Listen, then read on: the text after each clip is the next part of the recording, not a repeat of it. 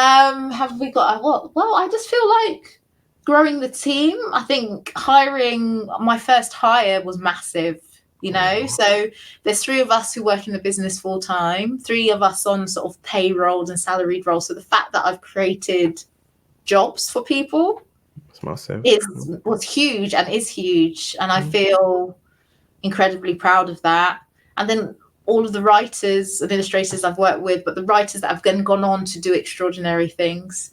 But I was kind of there at the beginning. We go in terms of film and TV, or maybe theatre rights or toys and merchandising.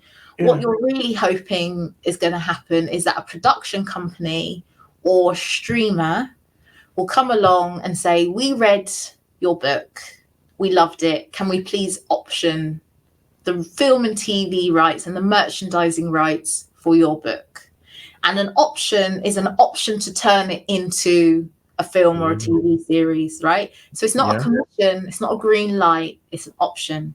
And then you go, yes, and that option might be for 12 months, 18 months. And there's normally a clause in there that allows them to renew as well. And in that time, the streamer or the channel or the production company will be working up maybe a spec script, other materials that they will be trying to pull together so that they can pitch it and sell it and give it the green light. Yeah. So Storymix has the contract with the publisher, the writer has the contract with Storymix, because we're commissioning the writer. The publisher is buying the license from Storymix.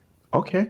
So there's a lot of risk on you then, though, because by commissioning the writer, you're paying in advance and all that to that writer, right? Yes, and So our risk happens earlier on in the process, actually. Like once we've got a publisher that is saying yes, they want to buy the project, and they're saying, let's say we're going to buy this project, we're going to pay you £10,000, right? And I've already agreed with the writer over here, right?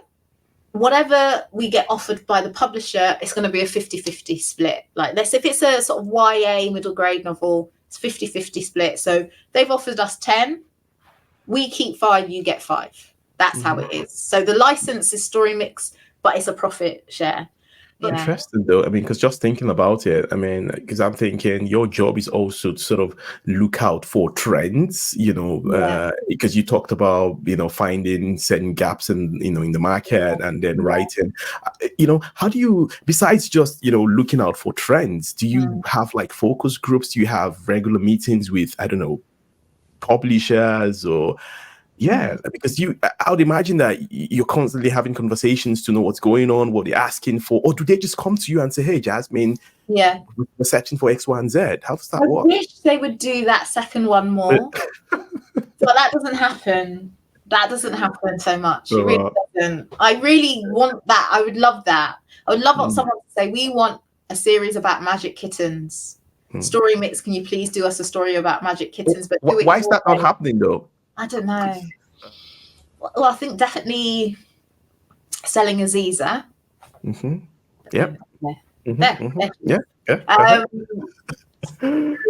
the first project was massive. And what I always say is Tola, when she decided that she would write on this series, Storymix wasn't proven at all.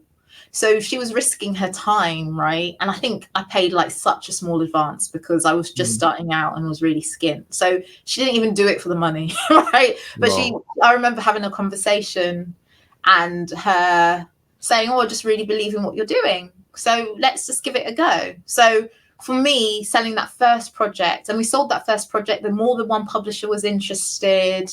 It was a real moment of saying, okay, I was right about this business idea.